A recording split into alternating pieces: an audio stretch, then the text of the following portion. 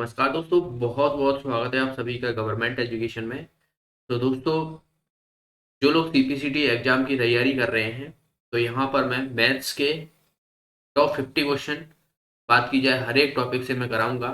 और इसमें हम पहले जो है वो प्रतिशतता यानी परसेंटेज के क्वेश्चन हम देखने वाले हैं। ये हमारा पहला वीडियो रहेगा और इसके आगे क्वेश्चन हम वीडियो में देखेंगे। तो सारे क्वेश्चन इंपॉर्टेंट है, हर एक टाइप के मैं यहाँ पर क्वेश्चन कराने वाला हूँ। तो अगर आपने इन क्वेश्चनों की प्रैक्टिस की है, जो मैं यहाँ पर कॉन्सेप्ट बताऊंगा, और फिर उसके बाद आप क्वेश्चन को जितना हो प्रैक्टिस कीजिए। क्योंकि यहाँ पर मैं पढ़ाने के बाद ऐसा नहीं है कि आप लोगों को आने लगेगा, क्योंकि आपको खुद भी प्रैक्टिस करना पड़ेगा। ठीक है, तो प्रैक्टिस पे आप ज़्यादा जोर देना। यहाँ पर मैं सारे जो जिस तरीके से क्वेश्चन अलग अलग टाइप के होते हैं वो मैं यहाँ पर कराने वाला हूँ। और इतना इनफ होगा आपके एग्जाम के लिए। परसेंटेज से एक क्वेश्चन पूछ लिया जाता है, आपके सिलेबस में भी दिया हुआ है, वहाँ पर परसेंटेज हो गया, प्रॉफिट एंड लॉस हो गया, डिस्काउंट हो गया, बाकी एडवांस मैथ्स में भी कुछ टॉपिक हैं। ठीक है, तो इन सब से हम जो है यहाँ पर क्वेश्चन देखने वाले हैं आने वाले समय में। तो हर एक क्वेश्चन जो है इम्पोर्टेंट होगा। तो चलिए हम स्टार्ट करते हैं आज का वीडियो। और आप लोगों का प्यार बहुत ज़रूरी है, तो आप लोग जितना ज़्यादा हो वीडियो को शेयर कीजिएगा, लाइक कीजिएगा।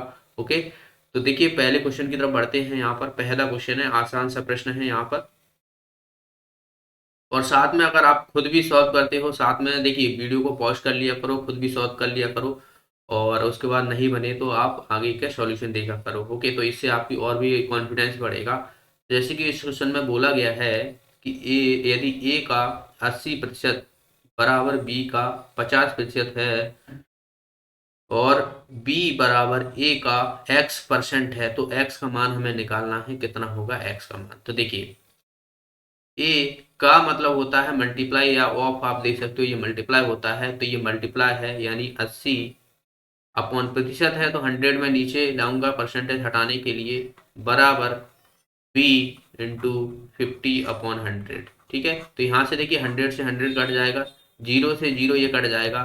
तो ए अपॉन बी बराबर हमारी जो वैल्यू आएगी वो कितनी आ जाएगी? 5:8। ठीक है, 5:8 जो है इसकी वैल्यू आ जाएगी।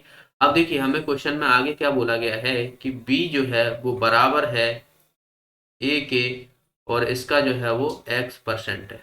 तो हमें x की वैल्यू निकालनी है। तो मैं क्या करूंगा, इस परसेंट को हटा के ना ही नीचे अपॉन 100 कर दूंगा। ठीक है, अब हमें पता है कि बी की वैल्यू, देखिए बी की वैल्यू हमें यहाँ पर कितनी दी हुई है? 8 दी हुई है। ए की वैल्यू जो दी हुई है वो 5 दी हुई है। तो 8 मैं यहाँ पर रख दूंगा और 5 मैं यहाँ पर रखूंगा, इंटू x/100 कर दूंगा। तो यहाँ से देखिए हमारी वैल्यू x की क्या निकलेगी? तो देखिए 8, ये 5 नीचे जाएगा, और 100 जो है मल्टीप्लाई हो जाएगा इस तरीके से। तो यहाँ से देखिए 5 से मैं इसे काटूंगा, ये कितनी बार जाएगा? 2 बार चला जाएगा। और 8 दूना 16 यानी 160, यानी 160 जो है इसका आंसर आ जाएगा। तो हमारा आंसर आ जाएगा सी ऑप्शन। आसान सा प्रश्न था। ठीक है, अगले प्रश्न की तरफ बढ़ते हैं। अगला प्रश्न है यहाँ पर, दो संख्याओं का अंतर उनके योग का 15% है, तो बड़ी संख्या तथा छोटी संख्या का अनुपात हमें निकालना है, क्या होगा? देखिए, दो संख्या है, मैंने मान लिया कि एक संख्या x है और दूसरी संख्या जो है वो y है। इन दोनों का अंतर यानी x और y का अंतर बराबर है किसके? उनके योग के। यानी ये जो योग है x और y का, उनके योग का कितना है? 15% है, यानी इसका जो है वो 15% हो जाएगा। ठीक है, तो मैं परसेंटेज हटाऊंगा, नीचे 100 कर दूंगा। तो यहाँ से हमें देखिए x माइनस वाई अपॉन इधर ले जाऊंगा, तो x प्लस वाई हो जाएगा ये नीचे, और इक्वल टू कितना हो जाएगा? 15/100। तो यहाँ से मैं इसे काट देता हूँ, 5 3 15 और 5 दूना 10। तो यहाँ से हमें जो है x माइनस वाई और x upon X plus Y बराबर, ये आ जाएगा हमारा 3/20। अब हमें पूछा गया है कि सबसे बड़ी संख्या और सबसे छोटी संख्या। सबसे बड़ी संख्या, देखिए सबसे बड़ी संख्या मान लो x होगी, क्योंकि x में से y घट रहा है, हमें प्लस की वैल्यू मिल रही है, तो जाहिर सी बात है हमें x की वैल्यू जो रहेगी वो प्लस की रहेगी, और y की वैल्यू जो रहेगी वो माइनस रहेगी। तो हमें x और y की वैल्यू, दोनों की अलग अलग वैल्यू हमें चाहिए, और उनका रेशियो लेना पड़ेगा, यानी अनुपात लेना पड़ेगा। तो देखिए, जब भी आपको मान लो यहाँ पर देखिए x माइनस वाई दिया हुआ है और x प्लस वाई दिया हुआ है, तो यहाँ पर जुड़ी हुई वैल्यू है तो 20 आ रहा है। यानी हम मान लो कि यहाँ पर मुझे x की वैल्यू निकालनी है, तो x प्लस वाई दी है, तो x की वैल्यू निकालने की मुझे इन दोनों को जोड़ना पड़ेगा, तो ये हो जाएगा 23। तो यहाँ पर घटाना हो रहा है, तो 20 में से 3 घटाऊंगा तो यहाँ पर मुझे y की वैल्यू मिलेगी, क्योंकि y की वैल्यू छोटी होगी। तो मैंने जैसे कि बताया कि x की वैल्यू बड़ी होगी, क्योंकि x में से y घट रहा है तो हमें प्लस की वैल्यू मिल रही है। तो यहाँ पर हमारी इसी तरीके से हमें x प्लस वाई है, तो दोनों को जोड़ के मैंने यहाँ पर 23 कर दिया। तो ये शॉर्टकट मेथड है। बाकी आप देखिए, ये तो शॉर्टकट मेथड हो गया। बाकी आप ऐसे भी कर सकते हो इसको। देखिए, इसको दो इक्वेशन मान लो, x माइनस वाई बराबर कितना हो जाएगा, 3 हो जाएगा, और x प्लस वाई बराबर कितना हो जाएगा, 20 हो जाएगा। तो ये पहला इक्वेशन बन गया, ये दूसरा इक्वेशन बन गया। इनको सॉल्व कर लो। तो यहाँ पर देखिए, इसे मैं जोड़ूंगा तो यहाँ से ये कट जाएगा, और 2x बराबर ये कितना हो जाएगा हमारा, ये हो जाएगा हमारा 23। 23 और x है, तो 23/2। तो 23/2 की x की वैल्यू आएगी। इसी तरीके से मैं x की वैल्यू यहाँ पर रखूंगा तो मुझे y की वैल्यू मिल जाएगी। तो यहाँ पर मैं देखिए x minus Y equal to 3 दिया हुआ है, तो यहाँ पर 23/2 माइनस वाई इक्वल टू 3। तो इसको मैं इधर ले लेता हूँ, इसको इधर ले लेता हूँ। तो यहाँ से देखिए y जो आएगा हमारा 23/2 माइनस 3। तो यहाँ से y इक्वल टू कितना हो जाएगा, देखिए 3 दूना 6, तो ये हो जाएगा 23 में से 6 जाएंगे तो 17 बचेगा, और अपॉन में 2 आ जाएगा। ठीक है, तो यहाँ से देखिए हमारी y की वैल्यू ये आ गई है, और x की वैल्यू हमारी कितनी थी, ये थी। अब देखिए, दोनों में है 2 का जो है डिविजिबल है, तो मैं 2 को काट सकता हूँ, कोई दिक्कत नहीं है मुझे। तो यहाँ से भी देखिए x की वैल्यू 23 आई और y की वैल्यू भी 17 आई। तो इस तरीके से। बाकी अब रेशियो ले वो दोनों का सेम ही आएगा। दोनों को देखिए, सबसे बड़ी संख्या हमारी क्या है, 23 है, तो यानी 23/17 हो जाएगा। तो इसका आंसर क्या हो जाएगा हमारा, ए ऑप्शन जो है इसका आंसर हो जाएगा। इसी तरीके से आप ए वाली ऑप्शन लोगे तो देखिए 23/2 है और 17/2 है, तो 2 से 2 कट जाएगा, तब भी हमारा जो है वो 23/17 जो है इसका आंसर। तो दोनों ही मेथड है, आप किसी भी तरीके से, ये शॉर्टकट मेथड है कि आप किस तरीके से, देखिए अगर आपको प्लस की वैल्यू चाहिए तो दोनों को जोड़ दो, और यहाँ पर माइनस है तो दोनों को घटा दो। तो ये वाली वैल्यू हमारी माइनस में है, मतलब 17 जो है, 20 में से 3 जाएंगे तो 17 बचेगा, और प्लस करना है तो हमें जो है बाई की वैल्यू बड़ी चाहिए, तो दोनों को प्लस करते हैं। तो ये शॉर्टकट मेथड है, आप किसी भी तरीके से, जैसे मैं आपको एग्जाम्पल ले लेता हूँ कि एक्स प्लस वाई बराबर दे दिया है, मान लो 17 दे दिया है, ठीक है, और x माइनस वाई बराबर मान लो दे दिया है 3। तो हमें x प्लस वाई की वैल्यू निकालनी है, यानी x की वैल्यू निकालनी है, तो मैं इन दोनों को जोड़ दूंगा तो ये हो जाएगा 20, और इसी तरीके से y की वैल्यू निकालनी है तो इन दोनों को घटा दूंगा तो ये हो जाएगा कितना, 14। तो ऐसे करके नहीं, ठीक है। तो ये मैंने आपको शॉर्टकट मेथड बता दिया, अगर आपको ऐसे सॉल्व करना है। बाकी आपको दूसरा मेथड तो है ही है कि आपको, और यहाँ पर भी देखिए, ये तो इक्वेशन सॉल्व करना है, यहाँ पर भी आप दोनों को ही जो है इक्वेशन नहीं सॉल्व करना है, तो आप दोनों को क्रॉस मल्टीप्लाई करो। यहाँ से इस तरफ मल्टीप्लाई करो, इसको इस तरफ मल्टीप्लाई करो, एक्स को एक्स के साथ लो, वाई को वाई के साथ लो, और एक्स और वाई का दोनों का रेशियो ले लो। तो ये भी मेथड है। आपको 3-4 मेथड है एक ही सवाल के, किसी भी मेथड से आप सॉल्व कर पाओ। ओके, चलिए अगला प्रश्न देखते हैं। देखिए अगला प्रश्न है यहाँ पर, किसी संख्या के 75% में जब 75 जोड़ा जाता है तो परिणाम वही संख्या आती है, तो संख्या हमें ज्ञात करनी है कि कौन सी संख्या होगी। मैंने माना कि संख्या जो है वो x है, मान लिया मैंने कि संख्या x है, या फिर आप 100 भी मान सकते हो, कोई दिक्कत नहीं है। तो x मान लिया मैंने। अब इसमें क्या किया है कि किसी संख्या के 75%, यानी x का 75%, 75% में जब 75 जोड़ा जाता है, यानी इसमें मैं 75 जोड़ रहा हूं, तो मुझे संख्या क्या मिल रही है, वही संख्या मिल रही है, वही मतलब एक्स संख्या मिल रही है। तो इस तरीके से, ठीक है। तो यहाँ से देखिए 25 से 75, 25 चौको 100, तो x into 3/4 plus 75 equal to X. तो x को मैं इधर ले लेता हूँ, या फिर हम इसको क्या करते हैं, x को मैं इस तरफ ले लेता हूँ, तो 75 equal to x minus 3x/4, इस तरीके से। तो 75 equal to 4x minus 3x/4 हो जाएगा।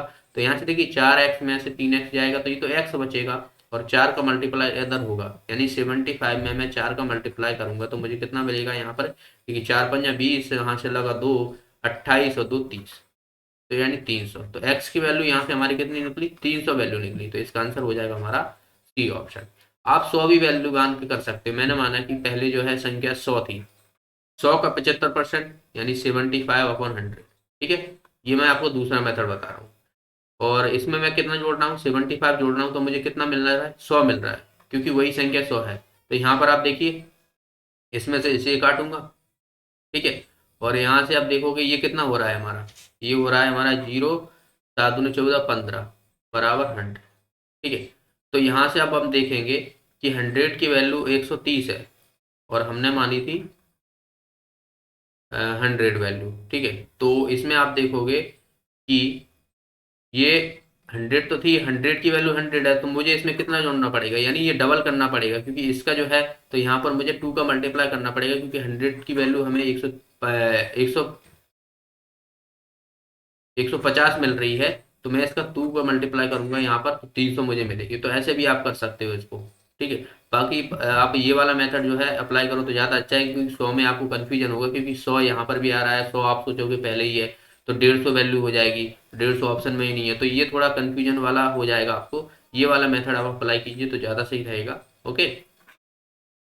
चलिए अगला प्रश्न देखते हैं। अगला प्रश्न यहाँ पर, एक व्यक्ति का मासिक वेतन 13,500 है और उसका मासिक खर्च जो है वो 9,000 रुपये है। अगले वर्ष उसका वेतन 14% बढ़ जाता है और उसका खर्च जो है वो 7% बढ़ जाता है।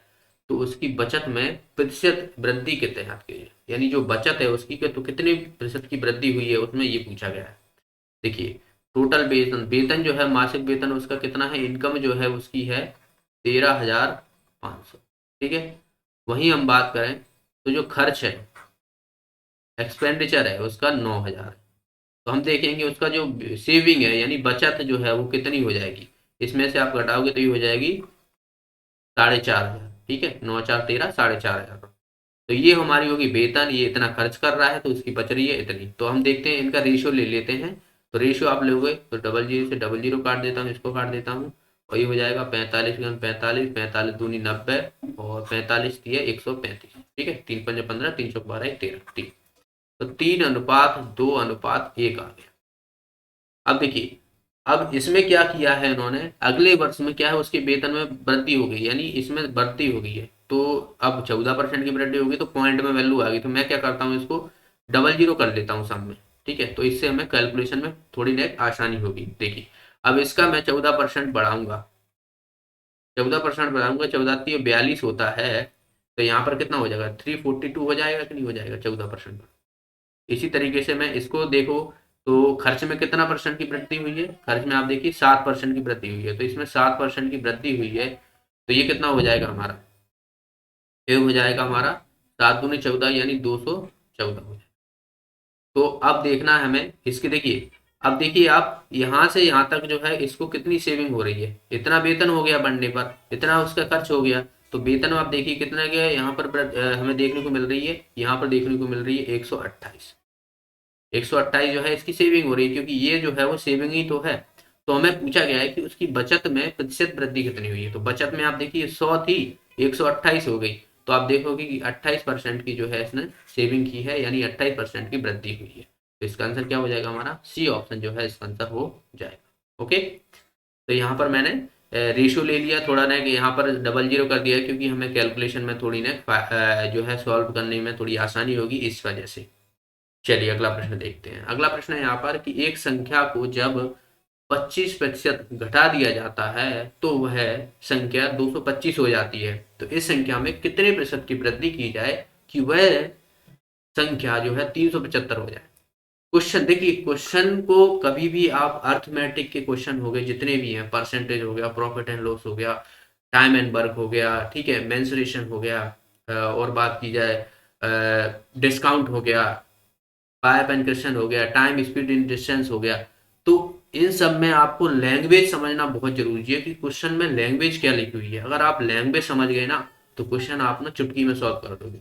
शुरुआत में सबसे ज्यादा दिक्कत जो होती है स्टूडेंट को, वो लैंग्वेज समझने में होती है। परसेंटेज की क्वेश्चन होते हैं, लैंग्वेज समझ में ही नहीं आती है, तो जब लैंग्वेज समझ में नहीं आएगी क्वेश्चन की तो क्वेश्चन कैसे सॉल्व करेगा। तो क्वेश्चन को बहुत ध्यान से पढ़िए कि क्वेश्चन में दिया क्या है, क्वेश्चन में ही आपका सॉल्यूशन है। आपको अलग से कोई कुछ अलग से कुछ नहीं करना है, क्वेश्चन में जो दिया है वही सॉल्यूशन है, वही इसी में आपको सॉल्यूशन मिलने वाला है। जैसे कि देखिए, एक संख्या को जब 25% घटा दिया जाता है, ठीक है, मैंने माना कि एक संख्या जो है वो मान लिया मैंने 100 मान लिया, ठीक है, 100 मान लिया मैंने संख्या है ये। अब इसका क्या किया है उन्होंने, 25% घटा दिया है, तो वह संख्या कितनी हो जाती है, 225 हो जाती है।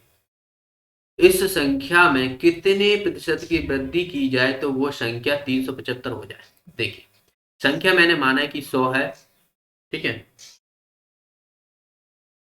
अब इसमें क्या किया है उन्होंने, 25% घटा दिया है, 25% का जो है वो घटा दिया है। तो 25% में जब घटाऊंगा तो ये कितने हो जाएंगे, 75 हो जाएगा कि नहीं हो जाएगा। 100 का 25% घटाऊंगा तो 75%, 75 हो जाएगी। तो क्या संख्या हो जाती है हमारी, इतनी हो जाती है, यानी जो 75 है वो इसी के बराबर है, यानी 75 जो है वो 225 के बराबर, ठीक है। तो इस संख्या में कितने प्रतिशत की वृद्धि की जाए कि वह 375। तो सबसे पहले तो हमें संख्या पता होना चाहिए ना। ये तो हमने 100 वैल्यू मानी है, तो हमने देखिए एक की वैल्यू यहाँ से आप देखोगे 225/75। तो यहाँ से देखिए 25 अट्ठ और 25 तीय, ठीक है। हमने देखा 25 90 होगा, 25 अट्ठ 200 होता है, 25 90। तो यहाँ से देखिए ये कितनी आ जाएगी, 3 आ जाएगी। तो एक की वैल्यू हो गई 3, तो 100 की वैल्यू कितनी हो जाएगी, 300 हो जाएगी। भाई 100 की वैल्यू हो जाएगी वो 300 के बराबर हो जाएगी। तो हमारी संख्या जो निकली, जो हमने मानी थी, वो एक्चुअल जो है वो 300 है। अब हमें बोला गया है कि यह संख्या 375 होनी चाहिए वृद्धि करने के बाद, तो कितनी बढ़ा दें। तो 300 में मैं कितना परसेंट बढ़ाऊं कि मुझे संख्या मिल जाए 375। तो देखिए मान लिया मैंने कितना बढ़ा दिया, x% बढ़ा दिया। तो यहाँ से आप देखोगे 100 प्लस x% बढ़ा दिया अपॉन 100 इक्वल टू 375। तो यहाँ से देखिए डबल जीरो से डबल जीरो कट जाएगा, 3 से मैं इसे काटूंगा, 3 एक 3, 3 दूनी 6, 3 पंजा 15। तो 100 इधर है, तो आप देखोगे, तरफ मैं ले लेता हूँ। तो 100 plus X is equal to 125, X is equal to 125 minus 100, तो एक्स इज इक्वल टू घूमना है 25%। तो 25% जो है वो वृद्धि करनी पड़ेगी। देखिए इतना आपको सॉल्व करने की जरूरत ही नहीं थी, बस आप थोड़ा सा भी सोचिए कि हमारी संख्या जो है वो 300 है, तो इसको मुझे 375 बनानी है। तो मैं जाहिर सी बात है कि 25% का बढ़ाऊंगा, क्योंकि 25 से 75 होगा। तो यहाँ पर देखिए ये 75 हो जाएगा, तो 75 बढ़ा, यानी 300 में मैं 75 और जोड़ दूंगा तो मुझे कितना मिल जाएगा, 375। तो ये इतना करने की जरूरत नहीं है। अगर फिर भी आपको देखिए शुरुआत में क्या है कि एकदम से चीजें सामने नहीं आती हैं, कुछ चीजें क्लियर होती हैं, तो ऐसे मेथड जो है शुरू में करने रहती है। ये सब चीजें आपको क्वेश्चन जितना सॉल्व करोगे ना, तभी आपके साथ क्लियर होगी, ठीक है। तो इसका आंसर क्या हो जाएगा हमारा, बात की जाए तो ये हो जाएगा हमारा ये ऑप्शन। चलिए अगला प्रश्न देखते हैं। देखिए अगला प्रश्न है यहाँ पर, ए का वेतन बी के वेतन का 40% है तथा बी का वेतन सी के वेतन से 25% अधिक है। तो सी का वेतन ए के वेतन से कितना प्रतिशत अधिक होगा। देखिए ए, बी और सी, ठीक है। मैं क्या करता हूँ, पीछे से स्टार्ट करता हूँ। मतलब यहाँ से बी का वेतन जो है, क्योंकि ए का वेतन बी के वेतन से 40% है, मतलब बी का वेतन हमें पता होना चाहिए, तभी तो हम ए का वेतन निकालेंगे, क्योंकि बी के वेतन का हमें 40% तभी निकालना पड़ेगा। तो देखिए बी का वेतन सी के वेतन से 25% अधिक है, तो सी का वेतन मान लिया कि मैंने 100। अब बी का वेतन मैं निकाल सकता हूँ, क्योंकि बी का वेतन जो कहा गया है वो सी के वेतन का 25% अधिक है। तो इस 100 का 25% अधिक मतलब 125, 25% अधिक हो गया। अब हम यहाँ से ए का भी निकाल सकते हैं, क्योंकि ए का वेतन हमें बी के वेतन का 40% है, यानी 125 का मैं 40% निकाल लेता हूँ, तो मुझे यहाँ पर ए का वेतन मिल जाएगा। तो यहाँ से देखिए 25 पंजा 125, 25 चौक 100, ये हो जाएगा हमारा 50, ठीक है। 25 चौक 100, 25 पंजा 125 और 25 चौक 100, और यहाँ पर हो जाएगा हमारा 50। तो ये आ गया हमारा ए का वेतन। अब देखिए, अब हमें पूछा क्या है कि सी का वेतन ए के वेतन से कितना प्रतिशत अधिक है। तो सी का वेतन ये रहा, ए का वेतन ये रहा, कितना प्रतिशत अधिक है, तो 50 किसके कंपैरिजन में, ए के कंपैरिजन में, इंटू 100। तो यहाँ से देखोगे आप 100% अधिक है। यानी आप खुद भी सोच सकते हो कि ये 50 है और ये 100 है, तो सीधा सीधा क्या है, डबल ही तो हो रहा है। डबल हो रहा है मतलब सीधा सीधा हमने देखा कि 100% बढ़ा है, 100% बढ़ा है। भाई 50 का 100% कितना होगा, 50 ही होगा। और 50 को दोनों को जोड़ने के बाद 100 हो रहा है, तो क्या होगा, 100% बढ़ा है ना। तो सीधा सीधा इसका आंसर क्या हो जाएगा हमारा, बी ऑप्शन जो है इसका आंसर हो जाएगा। चलिए अगला प्रश्न देखते हैं। देखिए अगला प्रश्न, यहाँ पर ऐसे क्वेश्चन काफी पूछ ले जाते हैं। ये आपको साइंस में भी क्वेश्चन देखने को मिलते हैं कि यदि 24 कैरेट सोने की सोने को 100% शुद्ध सोना माना जाता है, तो 22% सोने में 22% सोने की कैरेट है, तो शुद्ध सोने का प्रतिशत क्या कीजिए। सिंपल सा है कि सोना जो है, गोल्ड, वो होता है 24 कैरेट का, शुद्ध सोना होता है 24 कैरेट का। अब भाई जो आभूषण होते हैं वो कभी भी शुद्ध नहीं बनते, मतलब सोने जो 24 कैरेट का सोना होता है, कहते हैं ना कि ये 24 कैरेट का, तो वो सोने पूरा जो है, आभूषण जो होते हैं वो 24 कैरेट के नहीं होते हैं, उसमें मिलावट होती है। ये आप शुद्ध 24 कैरेट सोने से बना ही नहीं सकते आभूषण, पहली बात तो। अब ये क्या है, 22 है, तो हम सीधा सीधा यहाँ पर क्या परसेंटेज निकालना है ना, कि शुद्ध सोने का प्रतिशत कितना है। तो 22 ये है, शुद्ध सोने से हमें कंपैरिजन करना है, यानी 24 × 100। ठीक है, तो यहाँ से आप देखोगे ये दो से मैं इसे काटूंगा, दो एकन दो, ये हो जाएगा 12 × 100। ठीक है, तो दो चार से काटता हूँ, 4 × 12 और ये हो जाएगा 25। तो यहाँ पर आप देखोगे कि कितना हो जाएगा, 572/3। तो हमें इस तरीके की वैल्यू दी है, तो उसी हिसाब से हमें निकालनी पड़ेगी। तो 3 × 27 होता है, 3 × 1 = 3, दो बचेगा, दो सही 3, यानी ये आ जाएगा 91 सही 2/3%। तो देख लेते हैं, यहाँ पर हमारा आंसर आ जाएगा इसमें से बी ऑप्शन। ओके, तो इस तरीके से ये वाला क्वेश्चन करना था। अगला प्रश्न देखिए, अगला प्रश्न में हमें 160 के 15% में कितना जोड़ा जाए कि योग 240 के 25% के बराबर। 160 के 160 के 15% में, 160 है उसके 15% कितना जोड़ा जाए। मैंने मान लिया कि x जोड़ा जाए, ठीक है, मैंने माना कि x जोड़ा जाए, कितना जोड़ा जाए, x जोड़ दिया, तो जोड़ा जाए योग, योग यानी 240 हो रहा है, इसके 25% के बराबर हो, तो 25% के बराबर कर दिया मैंने। भाई बराबर ही तो है ये, 160 के 15% में मैंने x जोड़ा, बराबर जो मिलना है मुझे 245 के 25% के बराबर होना चाहिए। तो सेम जो इसमें भाषा लिखी थी वही हिसाब से मैंने यहाँ पर एक न्यूमेरिकल वैल्यू में कन्वर्ट कर दिया। अब देखिए, 0 से 0 काट देता हूँ, यहाँ से एक काम करते हैं, इसे नहीं काटते भी, 100 से 100 काटूंगा और यहाँ पर डबल 0 कर दूंगा। ठीक है, अब यहाँ से 100 के मल्टीप्लाई होगा तभी तो 100 में होगा, तो यहाँ से देखिए, या फिर आप इसे छोड़िए, सीधा सीधा काट लीजिए अगर आपको नहीं समझ में आए तो। देखिए, 0 से 0 काट देता हूँ, 5×3 = 15, 5×2 = 10 और ये हो जाएगा 2×8, तो 8×3 = 24, तो ये हो गया प्लस x बराबर, यहाँ से देखिए 25, 25 सेकंड 25, 25×4 = 100, और यहाँ से ये कितनी बार जाएगा, 4×6 = 24, 60। तो यहाँ से आप देखोगे कि 60 - 24, x = कितना आ जाएगा, 6 हो जाएगा ये, और ये हो जाएगा 3, तो यानी 36, यानी इसका आंसर क्या हो जाएगा हमारा 36 जो है इसका आंसर हो जाएगा। 36 हम जोड़ेंगे तब हमें जो है 240 में 240 का 25% जो है बराबर मिलेगा। तो देखिए, आप अगर आप इसे ऑप्शन से वेरीफाई करना चाहते हो, जैसे कि 160 जो है हमें दी हुई है, इसका 15% प्लस 36 में जोड़ता हूँ, प्लस 36 जोड़ूंगा तो ये मुझे कितनी मिल रही थी, ये 24 मिल रही थी, और प्लस 30, आप देखोगे ये कितना हो रहा है, 54 हो रहा है कि नहीं हो रहा है, 54 हो रहा है। इसी तरीके से आप देखोगे 240 × 25/100, ठीक है, तो ये आए 36।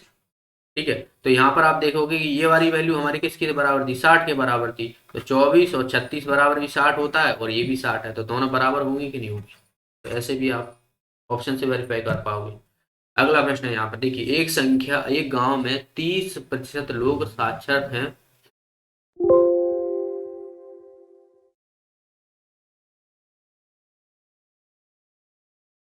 देखिए 30% लोग जो है वो क्या है, साक्षरता है, यानी लिटरेट फीचर है, यानी एजुकेशन है।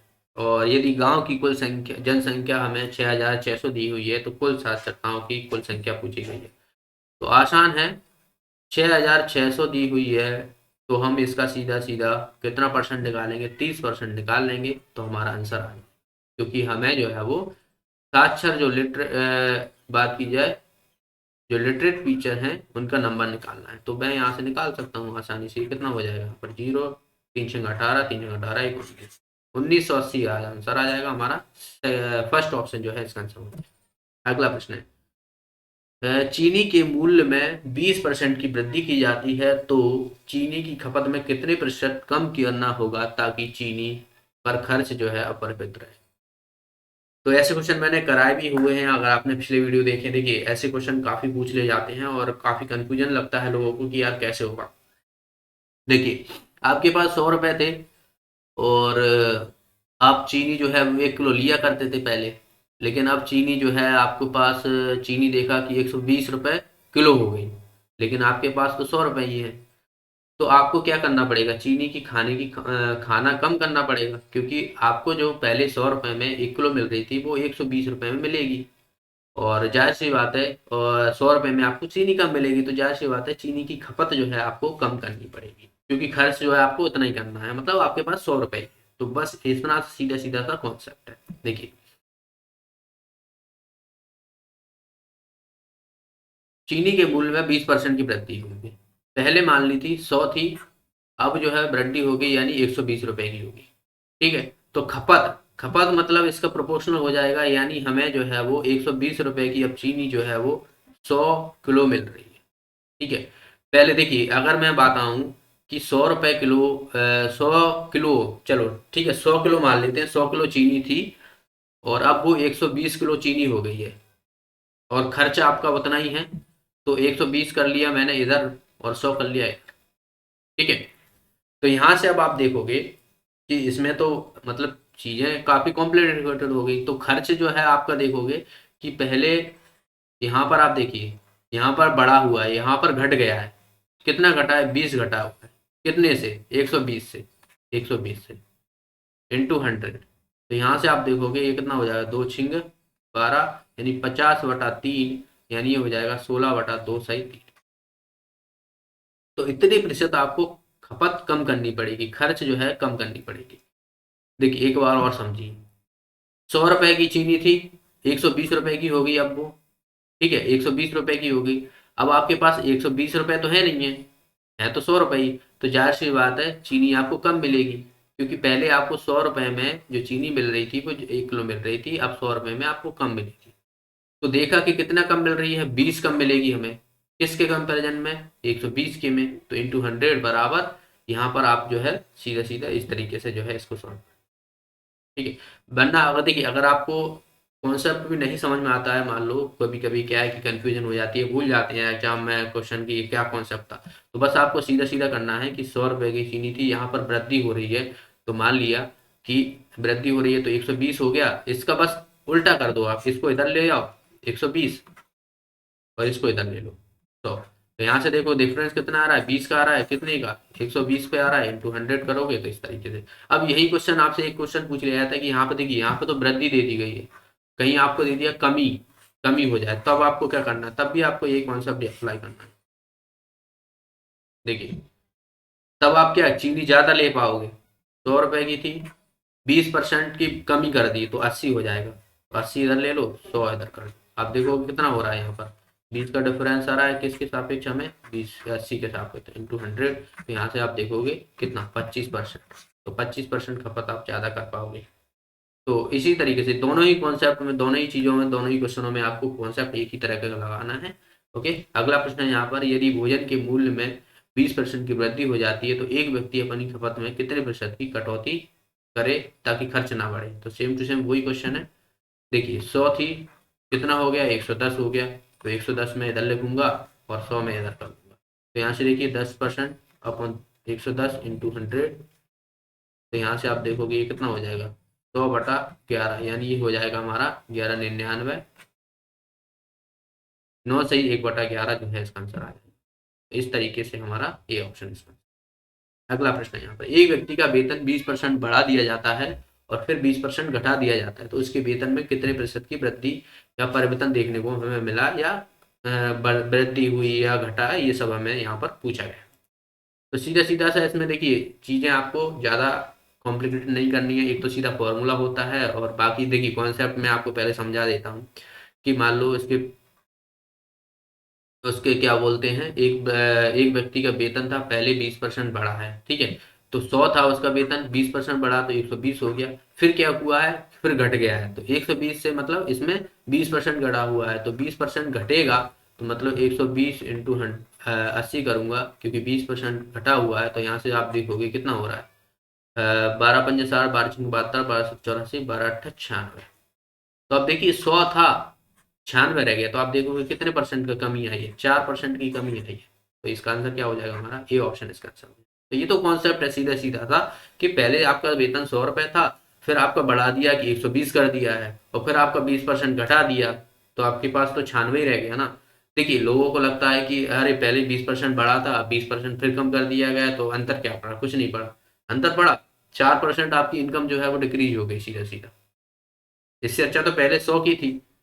ठीक है, आप इसमें सीधा सीधा फॉर्मूला भी याद रख सकते हो, फॉर्मूला है A+B+AB/100।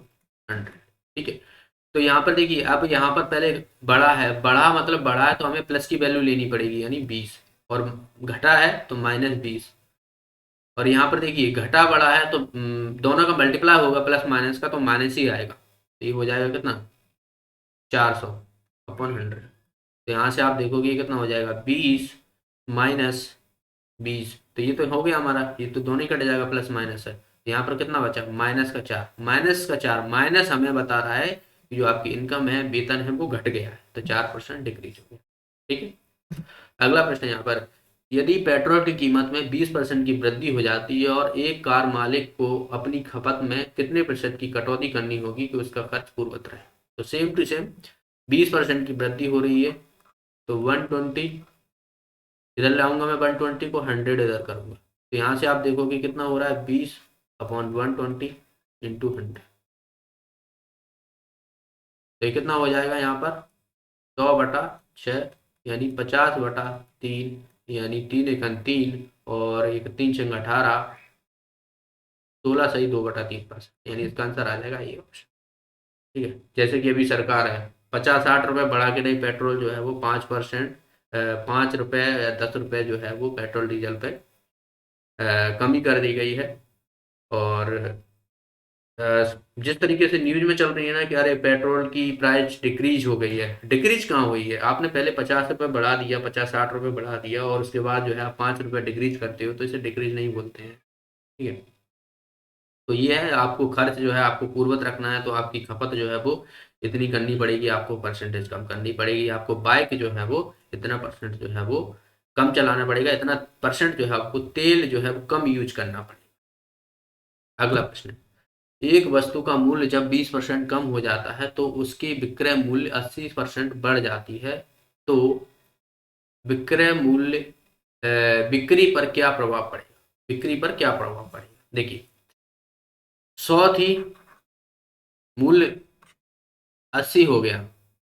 ठीक है, तो मैं इसको क्या करता हूँ, काट लेता हूँ रेशियो दोनों का। देखिए ये कितना हो जाएगा हमारा, 5 हो जाएगा, और ये हो जाएगा 4, जब 5 से 4 हो गया, फिर क्या हुआ है कि विक्रय मूल्य 80 बढ़ गया है, तो यहाँ पर देखिए 80 बढ़ गया है, यानी 100 था, और कितना 180 हो जाएगा, तो यहाँ पर भी आप रेशियो देखोगे ये कितना हो जाएगा, 5:9, यानी आप देखोगे कि 5, 5, 4, 9, यानी इन दोनों का मल्टीप्लाई करोगे तो ये 25 हो रहा है, और यहाँ पर आप देखोगे ये 36 हो रहा है।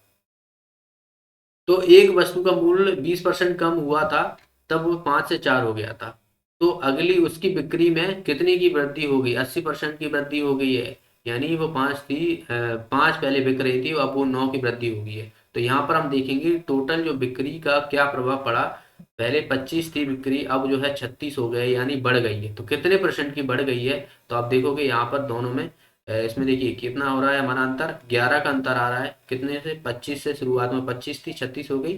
ठीक है, इंटू 100, तो 25×100 यानी 44%, तो 44% की जो है वो वृद्धि देखने को मिली, बिक्री में बढ़ाव देखने को मिला, तो इसका आंसर आ जाएगा हमारा ए ऑप्शन। अगला प्रश्न है यहाँ पर, किसी वस्तु की कीमत में पहले 20% घटा दी जाती है और पुनः 30% बढ़ा दी जाती है, यदि वस्तु का वर्तमान मूल्य 416 है तो वस्तु का आरंभिक मूल्य ज्ञात कीजिए। वर्तमान मूल्य मतलब अभी में, बढ़ाने के बाद, घटाने के बाद। देखिए मैंने माना कि 100 रुपए थी पहले, इसमें क्या हुआ, 20% की क्या कर दी है, कमी कर दी गई है, यानी 80 हो गया। कीमत में पहले 20% की, और फिर क्या किया हुआ है इसमें 30% की, ये 20% की कमी कर दी गई है। अब इसमें क्या हुआ है, 30% की बढ़ोतरी कर दी गई है, तो ये कितना हो जाएगा, ये हो जाएगा हमारा 8×3 = 24, यानी ये हो जाएगा 104। ठीक है, 104 हो जाएगा। अब बढ़ने के बाद हमारी जो मूल्य है वो किससे 416 है। अब यहाँ पर तो हमारी 104 आ रही है, तो 104 की जो वैल्यू है वो 416 के बराबर है। तो एक की वैल्यू यहाँ पर आप देखो कितना हो जाएगा, 4 हो जाएगी। तो हमारी जो प्रारंभिक मूल्य कितनी हो जाएगी, 100 रुपए थी। एक की वैल्यू 400 है, तो 100 की वैल्यू कितनी हो जाएगी, 400। तो इसका आंसर क्या हो जाएगा, हमारा सी ऑप्शन जो है इसका आंसर हो जाएगा। अगला प्रश्न यहाँ पर, किसी घन के के क्षेत्रफल में किसी घन, ओके, किसी घन के सतह के क्षेत्रफल में कितने प्रतिशत की वृद्धि होगी जब उसकी भुजा 2 गुनी कर दी जाती है। घन की सतह, सतह मतलब घन होता है, क्यूब होता है, जिसकी सभी भुजाएं जो है वो बराबर होती हैं, कुछ इस तरीके से। इसकी जो जितनी भी भुजाएं हैं ना, सभी जो है बराबर होती है। अब ये सतह की कहा गया है, तो सतह आप देखोगे ये क्या है, एक स्क्वायर ही तो है सतह। सतह एक स्क्वायर है, वर्ग है, ठीक है। तो इसमें बोला गया है कि इसकी भुजा में क्या है, 2 गुना कर दिया गया है। पहले एक थी, अब जो है 2 गुना हो गया है सीधा सीधा। तो इसका देखिए, सतह सतह का जो हम बात करें तो जो क्षेत्रफल होता है 6a² है, तो है क्यूब में, तो 6a² इसका भी, 6a² इसका भी। तो 6 से कुछ फर्क नहीं पड़ने वाला, इसको हटा दो, क्योंकि दोनों में ही जो है वो कॉमन है। तो इसका देखोगे आप, तो 1 1 है, यानी आप देखोगे ये आ रहा है, और इसका आप देखोगे ये कितना हो जाएगा, 2 दूना 4, यानी 4 आ गया। तो यहाँ से आप देखोगे कितना हो गया, 1 से 4 हो रहा है, यानी 3/1 × 100। तो आप देखोगे 300% का जो है वो वृद्धि देखने को मिला है हमें। ठीक है, 1 से 4 हो रहा है, मतलब 300% की वृद्धि हमें देखने को मिल रही है इसमें। तो इसका आंसर क्या हो जाएगा, हमारा बी ऑप्शन जो है इसका आंसर हो जाएगा।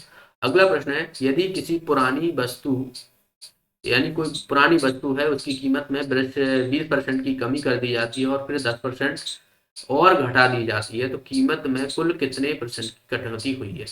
तो वही मैं आपको सीधा सीधा फॉर्मूला मैंने आपको बताया, वही सीधा सीधा फॉर्मूला आप लगाइए। ठीक है, देखिए पहले क्या हुआ है, कीमत घटा दी गई है तो -20 हो जाएगा, फिर भी कीमत, अगली भी कीमत घटा दी गई है तो -10 हो जाएगा, और माइनस माइनस में मल्टीप्लाई होगा तो प्लस होगा, तो ये कितना हो जाएगा, यहाँ पर हो जाएगा 200/100, जीरो। ये कितना हो जाएगा, -30 और ये +2, तो यहाँ पर आप देखोगे -28%। तो -28% यानी कटौती हुई है, तो इसका आंसर हो जाएगा माइनस में जो है वो 28%, यानी डी ऑप्शन इसका आंसर हो जाएगा। अगला प्रश्न यहाँ पर, एक परीक्षा में 1000 लड़के तथा 800 लड़कियां शामिल हैं, यदि 60% लड़के तथा 50% लड़कियां उत्तीर्ण होती हैं, तो अनुत्तीर्ण या असफल छात्रों की प्रतिशत पूछा गया कितना हो। बॉयज एंड गर्ल्स, 1000 लड़के हैं और ठीक है 800 लड़कियां। अब इसमें से 60% लड़के और 50% लड़कियां जो है उत्तीर्ण है, यानी सफल हो जाती है। तो 60% लड़के मतलब 600, और बचे हुए हैं 400, तो ये तो पास हो गए हैं, और ये कितने हैं, ये फेल हैं। और यहाँ पर देखिए 50% यानी 400, और 400 ही फेल हुई है लड़की। तो ये तो पास हुई हैं लड़कियां, और इतनी ही फेल हुई है। तो हमें पूछा गया है कि जो अनुत्तीर्ण है, मतलब फेल जो हुए हैं छात्र, उनका प्रतिशत कितना है। तो अब देखिए दोनों का जोड़ लो, ये कितना हो रहा है, 800 हो रहा है। टोटल आप देखोगे टोटल कितना है यहाँ पर, ये 1800। तो 1800 में से आपने देखा कि 800 पास हुए हैं छात्र, इंटू 100 कर दूंगा, तो यहाँ से आप देखोगे ये कितना हो जाएगा, 0 से 00, यहाँ से 2×4 = 8, 2×9 = 18, तो यहाँ से 400/9, यानी आप देखोगे 9×4 = 36, फिर से 9×4 = 36 और फिर 4, यानी 44.4% जो है इसका आंसर आ जाए। इतने प्रतिशत जो है वो छात्र जो है वो असफल हुए हैं, फेल हुए हैं। ओके, चलिए अगला प्रश्न देखते हैं। एक परीक्षा में उत्तीर्ण होने के लिए 40% अंक अनिवार्य हैं, और एक प्रतियोगी को 220 अंक मिलते हैं, वह 20 अंकों से फेल हो जाता है, तो हमें बताना है कि परीक्षा में अधिकतम अंक कितने थे। देखिए 40% है, तो इतने में क्या हो रहा है, जो छात्र हैं वो पास हो रहे हैं। अब एक छात्र ने क्या हुआ कि 220 अंक प्राप्त किए हुए हैं, वो कितने से 20 अंक से फेल हो गया है। अगर मैं इसमें 220 में 20 जोड़ दूं तो वो पास हो जाएगा कि नहीं हो जाएगा? बिल्कुल हो जाएगा। तो ये कितना हो जाएगा, 240।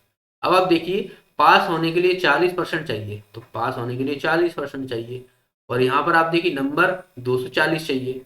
तो मैंने क्या किया, 40% बराबर जो है 240 के बराबर कर दिया, क्योंकि 40% जो है वो मिनिमम चाहिए, और 240 नंबर जो है वो ये भी मिनिमम चाहिए। तो हमें 100% मार्क्स चाहिए, यानी 100% बताना है कि कितने जो है वो नंबर है। तो देखिए 100% करना है, तो 240/4 × 100। भाई इसको इधर ले जाऊंगा, ठीक है। देखिए 1% की वैल्यू कितनी हो जाएगी, 240/40 हो जाएगी कि नहीं हो जाएगी? तो यहाँ से आप देखो ये कितना हो जाएगा, 6।